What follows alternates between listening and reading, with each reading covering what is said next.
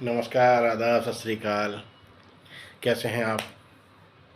उम्मीद करते हैं आप सभी स्वस्थ होंगे, अपनी दैनिक दिनचर्या में व्यस्त होंगे और कुछ न कुछ लाइफ के लिए सीख रहे होंगे। दोस्तों, आज हम समझेंगे कि अगर हमारे पास कुछ फंड है, तो उस फंड को ग्रो कैसे कराया जाए। हम सभी जानते हैं, किसी के पास हो सकता है 10,000 हो, किसी के पास 20,000 हो, किसी के पास 1 लाख हो, किसी के पास 2 लाख हो, किसी के पास 5 लाख हो, किसी के पास 10 लाख हो, किसी के पास 10 करोड़ हो। हुँ? उस फंड को अगर हम बैंक में रखते हैं, सेविंग में रखते हैं, तो बैंक क्या इंटरेस्ट देती है? 3% 4%। अगर उस पैसे को हम एफडी में डाल देते हैं, तो हमें रेट ऑफ इंटरेस्ट में बैंक क्या देती है पर एनम? 7%, 7.5%। इस रेट ऑफ इंटरेस्ट से आपका पैसा ऐड हो रहा है। और अगर आप ध्यान से समझेंगे चीज़ों को ना, तो इन्फ्लेशन रेट भी आपके 6 से 7% के आसपास चलता है। तो इसमें आपका पैसा ऐड हुआ है, ग्रो नहीं हुआ है। यानी कि आपने अपने पैसे को ना कम किया है, ना प्रॉफिट लिया है, सिर्फ पैसा पैसा रहा है। यही अगर आप अपने फंड को इस तरह से यूटिलाइज करें, आपका फंड ग्रो करे। ग्रो कब करेगा? जब आपका रेट ऑफ इंटरेस्ट आपको जो मिलना चाहिए वो आपके इन्फ्लेशन से ऊपर का होगा ना, तो आपका फंड ग्रो करेगा। एज्यूम करो, अगर आपको रिटर्न 15% आता है, तो आपका पैसा कितने सालों में डबल होगा? लगभग, अगर आप 10 साल पैसा 15% हिसाब से इंटरेस्ट आपको मिलता रहता है, तो आपका पैसा 10 सालों में 4 टाइम हो जाएगा। यही अगर 10 ईयर का इंटरेस्ट आपको अगर 20% हिसाब से मिलता है, तो आपका पैसा लगभग 6 टाइम्स गुना हो जाएगा, 6 टाइम मल्टीप्लाई हो जाएगा। यही आप रेट ऑफ इंटरेस्ट अगर आपको 26% मिलता है, तो आपका 10 टाइम्स हो जाएगा। यही अगर आपका रेट ऑफ इंटरेस्ट आपको ईयरली 30% मिलता है, तो आपका 14 टाइम्स आपका पैसा मल्टीप्लाई हो जाएगा। इट मीन्स आप अपने फंड को ऐसी जगह पर इस हिसाब से लगाएं कि वहाँ आपको रेट ऑफ इंटरेस्ट, आपको रिटर्न का ना अच्छा मिलना चाहिए। अब समस्या आती है, लगाएं कहाँ? क्योंकि हमें इतनी फंडामेंटल नॉलेज नहीं होती है। कुछ टिप्स हैं, उन टिप्स को आप ध्यान से समझिए। किसी भी सेक्टर को एनालाइज करके ही आप अपने फंड को लगाइए। हम देखते हैं ना, सेंसेक्स और निफ्टी किस पे चलता है?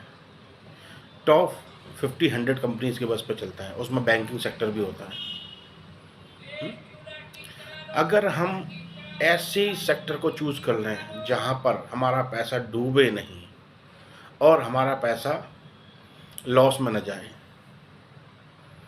तो हम उस बैंकिंग सेक्टर के साथ जा सकते हैं जो अभी इनिशियल स्टेज से उसका बैकअप स्टार्ट हुआ, उसने अपना करियर स्टार्ट किया है बैंक ने, लेकिन उसका सीईओ है। अगर उसने किसी पास्ट एक्सपीरियंस के पास्ट किसी ऑर्गेनाइजेशन में काम किया है और उसने सेक्टर को उठाया है और वो इस सेक्टर के साथ भी अटैच्ड है, तो हम देख सकते हैं कि उस बैंक का फ्यूचर अच्छा रहेगा।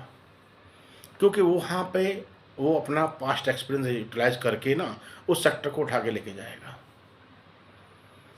दूसरी चीज़ हम ये भी देख सकते हैं कि उस बैंक सेक्टर का लायबिलिटी क्या है, उसका लोन देने का रेशियो और उसके बाद सेविंग में करंट में पड़े हुए फंड का रेशियो क्या रहता है। अगर उसका लोन देने का रेशियो किसी कॉर्पोरेट ऑर्गेनाइजेशंस को है, तो उसकी रिटर्न की कैपेसिटी कम रहेगी और उसका जो सेविंग का अपना फंड है वो कम होता चला जाएगा, उसके डूबने के चांसेस बढ़ जाएंगे। अभी आपने पास्ट में देखा भी होगा कि बैंकों का पैसा वापस नहीं आया, बैंक करप्ट हो गए। विजय माल्या केस याद है ना, उसने बैंकों का पैसा लेके भाग गया। ये अगर ये इस बैंक की फंडामेंटल है कि वो छोटे छोटे सेक्टर्स को लोन दे रहा है और वहाँ से उसका ईएमआई के रूप में उसके पास पैसा वापस भी आ रहा है, यानी उसका सेविंग का जो स्ट्रक्चर है ना वो बैलेंस होकर चल रहा है, वो बैंक ग्रो करेगा। किसी बैंक की अगर लायबिलिटी ज़्यादा है, उसके एक्सपेंसेस ज़्यादा हैं, उसके प्रॉफ़िट कम हैं, लेकिन उसने अपना एक ऐसा बेस तैयार कर रहा है कि आने वाले टाइम में उसका प्रॉफ़िट भी बढ़ेगा और उसके एक्सपेंसेस कम होंगे, तो ऐसे बैंक को आप चूज़ कर सकते हैं। और एक और बात, यहाँ पर ना अपना गवर्नमेंट का भी इस पे कंट्रोल रहता है।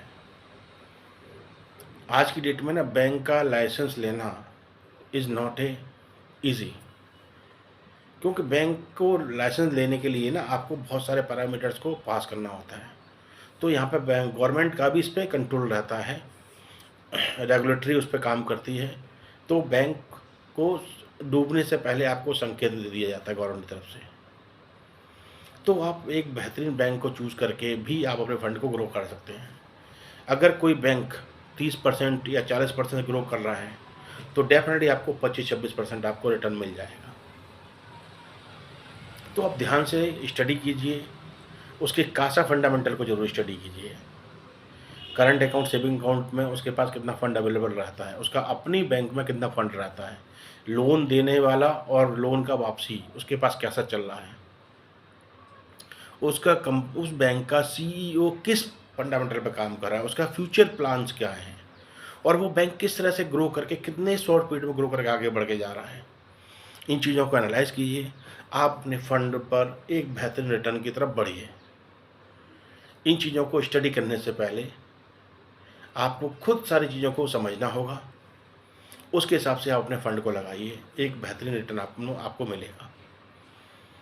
25-30% रिटर्न अगर आपको मिल रहा है ना, आपका पैसा एक अच्छी डायरेक्शन में रैपिडली ग्रो करेगा, क्योंकि जब वो सेक्टर ग्रो करेगा तो डेफ़िनेटली आपका पैसा भी ग्रो करेगा।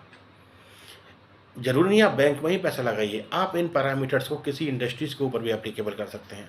उसके पैरामीटर को समझ सकते हैं, उसके खर्चे और प्रॉफ़िट का रेशियो समझ सकते हैं। उसके फ्यूचर फंडामेंटल को समझ के उसका फ्यूचर का क्या पैरामीटर है, क्या वो अपना लेकर उसकी डायरेक्शन है, कहाँ लेके जाना चाहता है और इसने पास्ट में किस सिस्टमैटिक वे में उसने ग्रो किया है अपने आप को। तो आप वहाँ पर भी अपना पैसा लगा के एक अच्छा रिटर्न आप ले सकते हैं। यूँ ही चीज़ों को समझिए, अपने लाइफ में अप्लाई कीजिए, अपनी वेल्थ को इंक्रीज़ कीजिए, अपना ध्यान रखिए। नमस्कार, फिर मुलाकात होगी अगले किसी वीडियो में। नमस्कार, धन्यवाद।